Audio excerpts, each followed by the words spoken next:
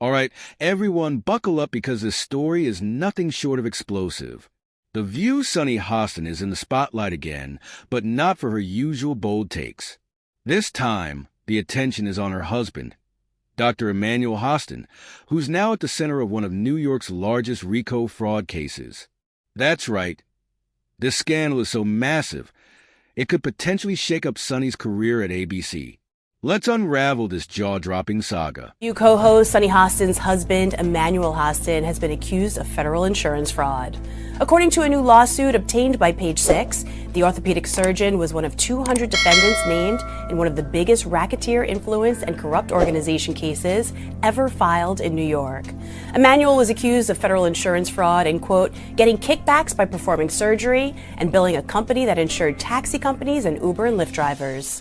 According to the documents, he knowingly provided fraudulent medical and other healthcare services, including arthroscopic surgeries.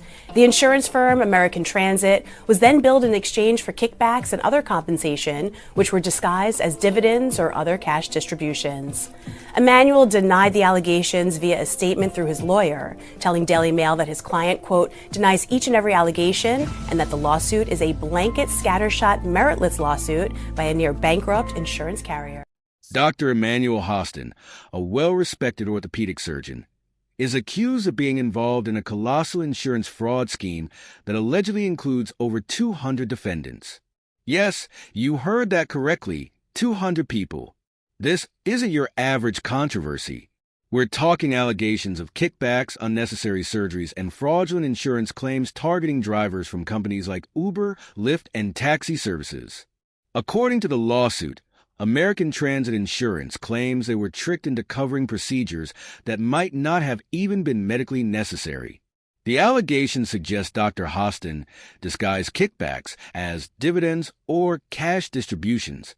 In simpler terms, they're accusing him of masterminding an elaborate scheme to exploit the system. The surgeries in question, arthroscopic procedures. It's always the people that always do the pointing. And it always comes back to them, all right? So when you said this is the largest RICO case ever filed in the state of New York, you guys wrap that around your brain. That's bigger than the mafia case. Like the mafia one was number one. This one takes it over. So he was scamming insurance companies from taxi drivers, Uber drivers, and Lyft drivers. He was performing unnecessary surgeries and then providing fraudulent medical services in exchange for the kickbacks. Were allegedly performed without any real need. If these allegations are true, this isn't just unethical, it's downright illegal. But hold on, Dr. Hostin's legal team isn't taking this lying down. They've dismissed the lawsuit as baseless, claiming it's a desperate attempt by a financially troubled insurance company to shift the narrative. So, I would call this karma. Really telling the I think truth? a lot of people would. And it's not just about that. It's just about the way that she lives her life and how she projects herself on TV. I think ultimately, if you keep sending out negative energy towards people, you're only going to get that back in so many different ways. Her husband is literally doing fraud. And maybe, just maybe, when she said it live on television, that they decided that they're going to do an investigation into her husband. Because they like, he doing what? He's taking people, listen to this, people that don't have the coverage. He's accepting the surgery and later suing the insurance company.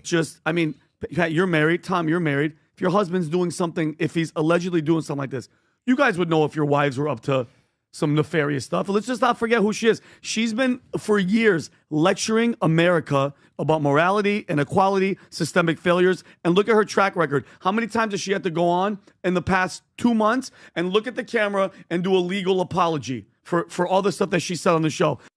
I have a legal note. Do you want to take this one, Joy, or are you Matt good? Gaetz has long denied all allegations and has not been charged with any crime. That's true. Also, another legal note, Pete Hegseth's lawyer said he paid the woman in 2023 to head off the threat of a baseless lawsuit. Oh. He has denied any wrongdoing. That's interesting. Pay off the witness. Here. That's up to the courts to decide. Meanwhile, Sunny Hostin's career is taking a hit from the fallout.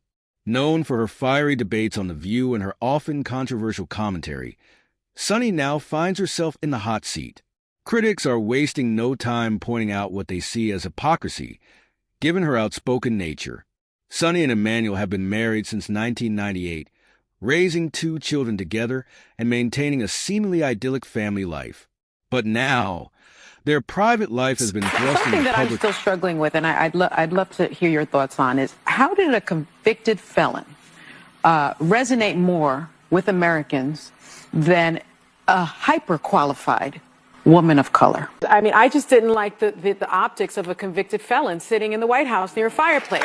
Now, as Whoopi said, that we have a convicted felon in the White House. Those questions should not be asked of anyone, anytime, anywhere. Are you saying people who are felons can't vote? Well, why are you letting them run the country? Why is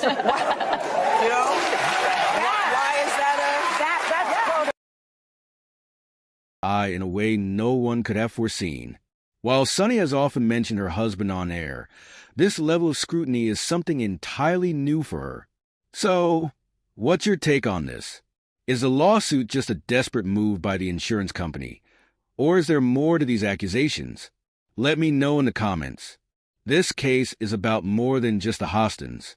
It raises questions about the integrity of our healthcare system, the ethics of insurance practices, and how public figures manage personal scandals. If Dr. Hostin is found guilty, it could spark serious reforms and set a precedent for similar cases nationwide. On the other hand, if he's exonerated, it could expose the murky practices within insurance litigation. As this courtroom drama unfolds, all eyes are on Sunny and Emmanuel. Will this redefine their public image, or will it eventually fade into the background like so many other high-profile scandals? One thing's for sure, this story isn't going away anytime soon. Stay tuned, stay informed, and let me know your thoughts below. Don't forget to like, subscribe, and hit the notification bell so you don't miss any updates. Thanks for watching, and we'll see you next time as we dive deeper into this unfolding saga.